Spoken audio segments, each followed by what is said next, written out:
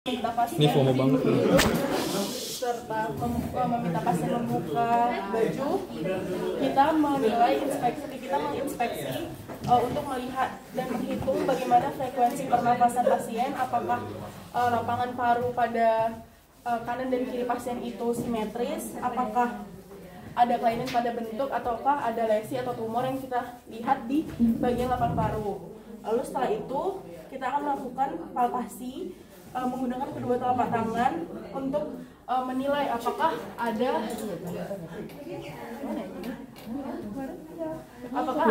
tumor atau lesi.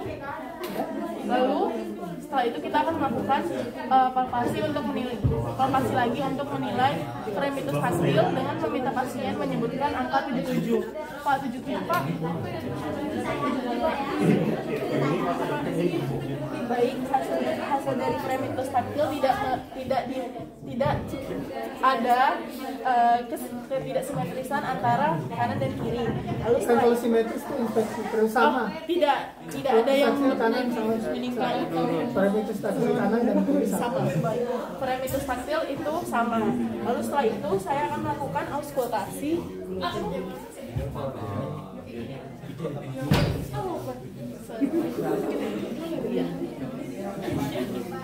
Perkusi udah. Oh iya, setelah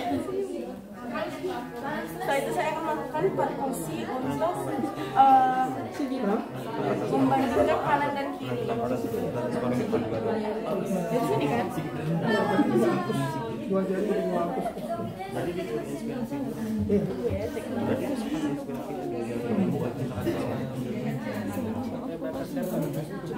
Sebelah kanan ya.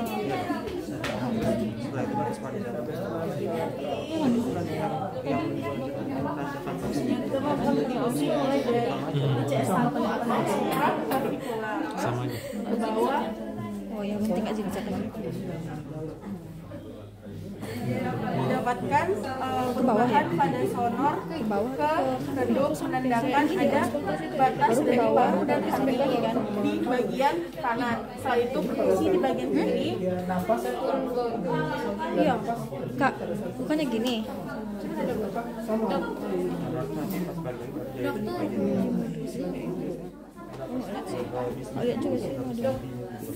Dok, kan di sini perkusinya dari atas ke bawah, berarti yang kanan dulu menentukan batas paruh hati, baru kiri dulu kan dok? Iya, boleh. Baru setelah itu baru silang lagi dok? Iya.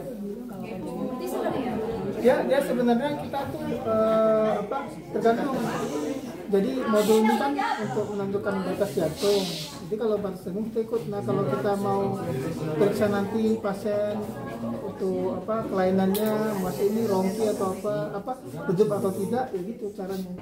Cuma kalau misalnya yang batas jantung sesuai dengan SOP, sesuai dengan itu yang gitu. Udah perkusinya. Berarti perkusinya dari atas ke bawah untuk membandingkan kiri dan kanan dulu ya dok? Iya. Maksudnya perbandingan kiri dan kanan dok? Bunyinya. Redupnya. Oh, berarti dua-duanya didapatkan sonor dengan irama yang sama gitu dok? Iya. Oh. Jadi kanan sonor, kiri Juga sonor. Tidak ada yang hipersonor atau hiposonor. Iya. Lalu setelah itu perkusi dalam di daerah supraklavikula untuk menilai apakah ada kelainan suara pada apeks paru. Setelah itu perkusi untuk menentukan batas paru dan jantung di bagian sinistra.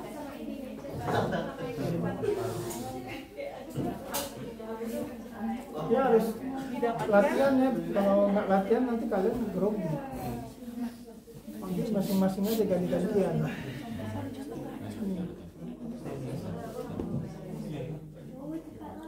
Didapatkan sonor kan?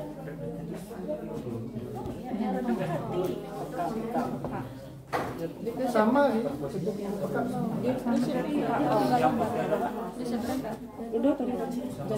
permitus. Peka tuh hati, jantung redup. Ini timpani. Terus timpani. Dia di batas-batasnya itu redup dari masalah.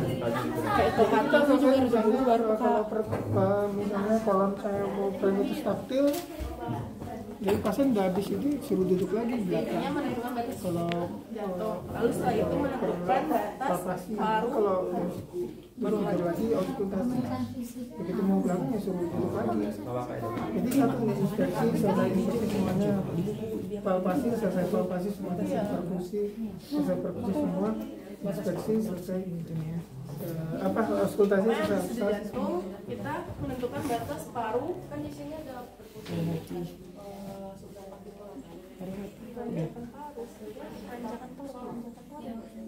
Normal ya?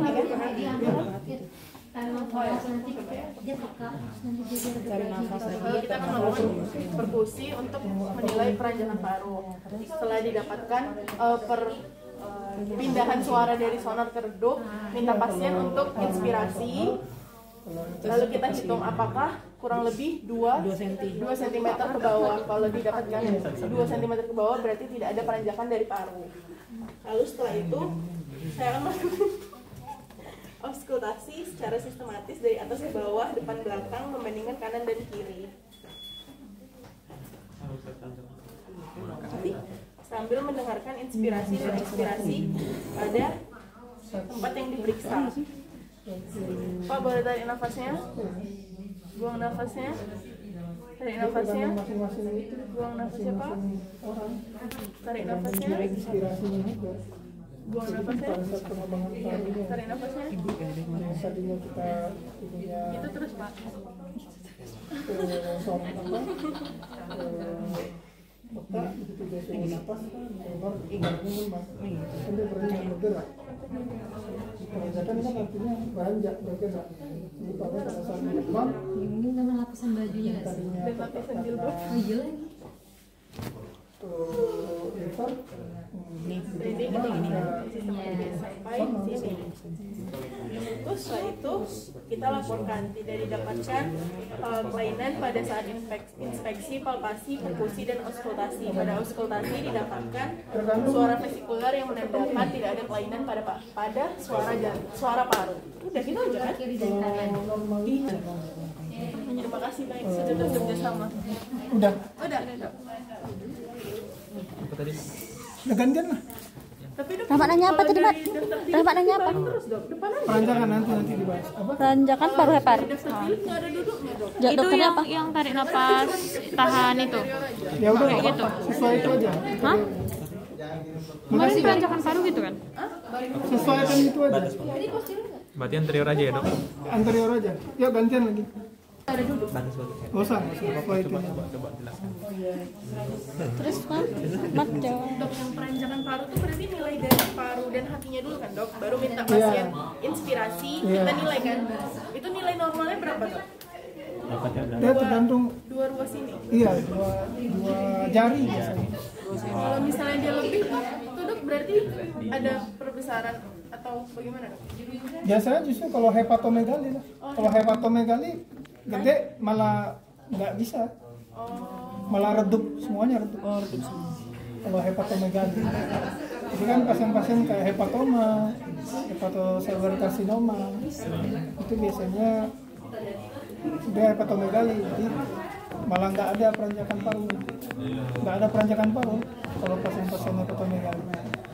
Kalau misalnya untuk kondisi yang kayak herniasi yang ke atas itu dok, yang ususnya ke atas itu biasanya didapatkan apa dok? Itu dok pas pemeriksaan fisik. Dapat apa? Kalau herniasi biasanya gangguan diafragmatika, mau hernia diafragmatika. Berarti pada auskultasi ada bising usus. Auskultasi bising usus, ya misalnya pertama kalau inspeksi kan kita nggak bisa lihat. Palpasi ya vertitus, terus perkusi jadinya itu nggak sonor, untuk usus isinya. Ya benar, saya timpannya atau gimana, atau untuk kalau misalnya ya apa, ya benar timpani atau hipertimpani, terus sama auskultasi bising usus. Yang penting latihan aja biar lancar. Akmal langsung. Coba ngomong.